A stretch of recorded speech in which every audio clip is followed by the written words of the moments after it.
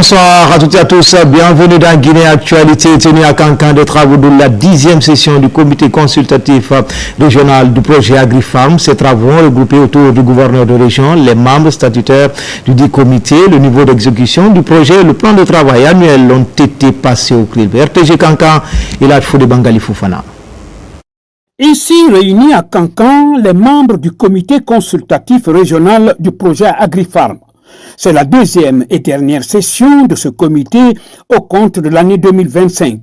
Conformément à sa mission, ce comité se réunit 2 fois par an dans le but de favoriser la coordination entre acteurs régionaux du développement agricole et de la commercialisation, incluant le secteur privé et les projets existants dans le domaine des pistes rurales, de l'entrepreneuriat des jeunes et du développement des filières maraîchères.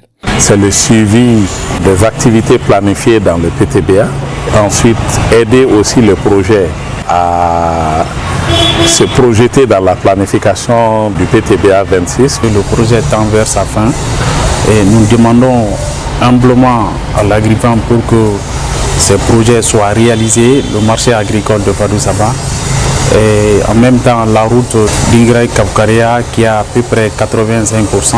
Cet instrument du projet veille non seulement sur le suivi des activités dans la localité, mais aussi sert à orienter le projet dans sa mise en œuvre.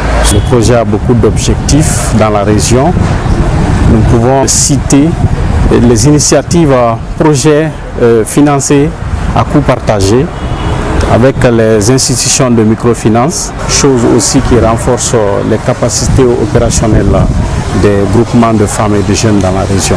Aujourd'hui, tous les sites de marchés agricoles sont étudiés et les marchés sont attribués aux entreprises.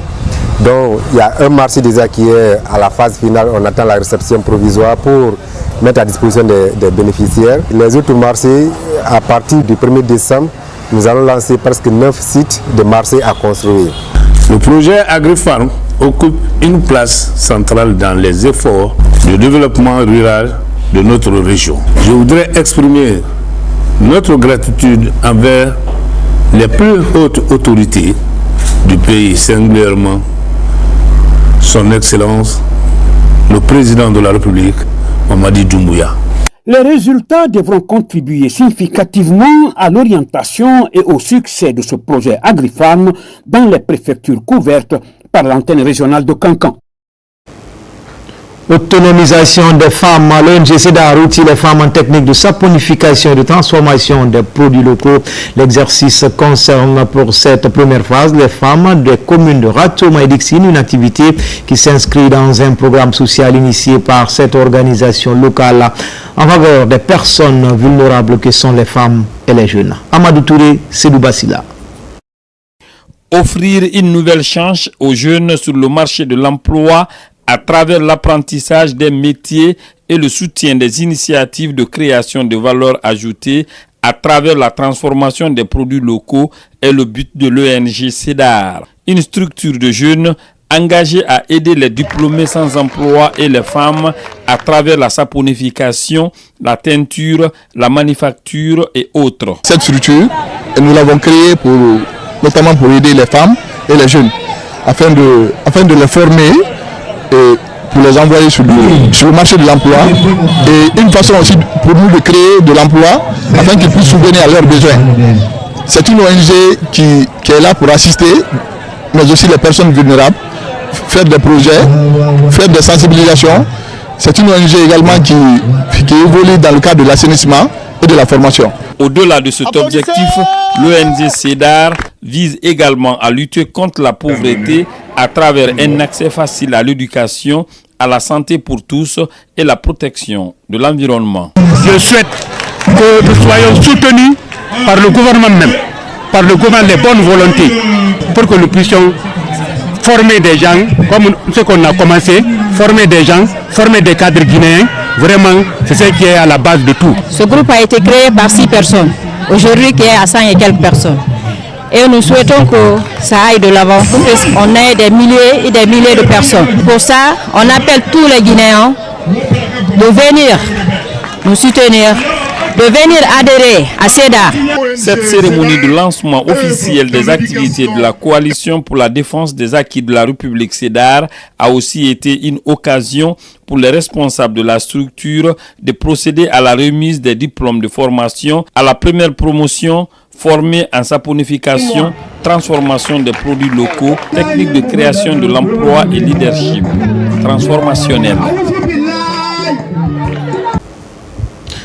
À l'approche de la présidentielle, les fidèles musulmans intensifient les prières pour une cohésion sociale et des élections apaisées. Une série d'activités est initiée dans ce sens à Kaloum et certaines zones de la haute banlieue de Conakry. Objectif, renforcer le tissu social et le respect mutuel conformément aux valeurs de l'islam. Mabaka Djabi, Al-Kaliko Belekita.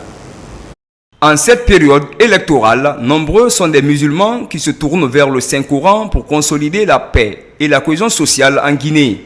Ici, dans la commune de Bessia, cet acte de foi islamique est soutenu par les autorités à tous les niveaux. Dans tout ce que nous faisons, nous devons mettre Dieu dans nos actions.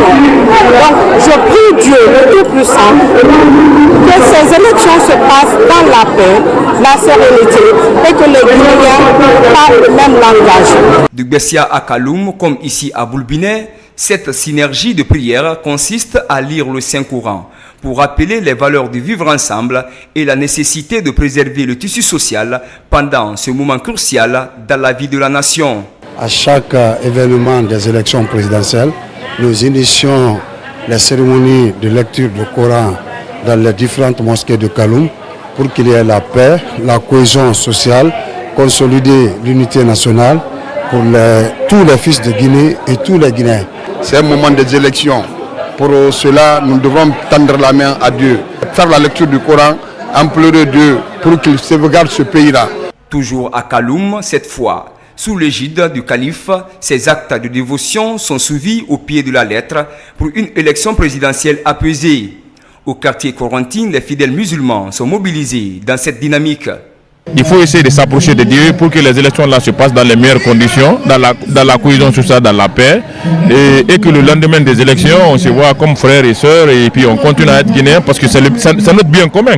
La présence de Khalifa qui aujourd'hui participe à contribuer à sensibiliser la population pour la paix. La haute banlieue de Conakry n'est pas en marge de cette initiative de haute portée religieuse axée sur la vulgarisation des principes établis par l'islam. Il s'agit du respect mutuel, de la cohésion sociale et de vivre ensemble. Ça fait près de 8 ans qu'on fait cette lecture du Saint-Coran. Aujourd'hui, on a voulu faire le couronnement en ce jour solennel du lancement des campagnes électorales. Aujourd'hui, tout ce qu'on dit, on a fait la prière pour la paix. Pour la paix, pour que si tu entends les femmes, c'est la paix. Partout, les messages sont véhiculés pour favoriser le bon déroulement de l'élection présidentielle du 28 décembre prochain. La stratégie s'oriente sur les versets coraniques qui rappellent l'importance de la cohabitation pacifique pour préserver le climat de paix dans tout le pays.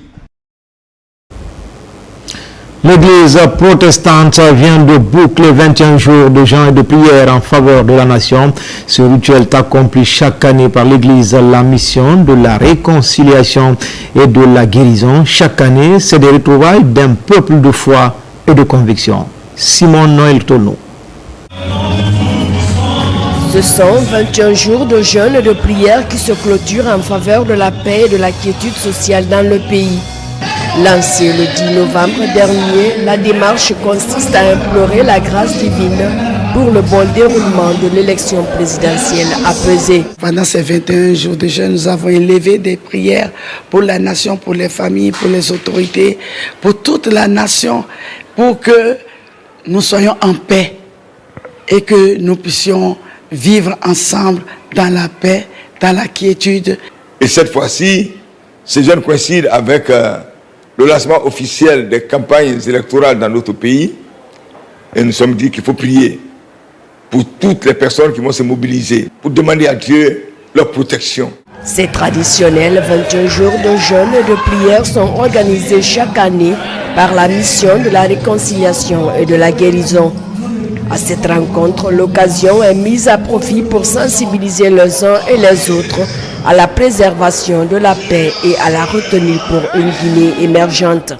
Nous avons à dire à notre population l'humilité précède la gloire. L'unité est notre force. Marchons dans la paix, donnons-nous la main parce que notre pays est à la traversée des chemins. Nous sommes dans un temps de traversée.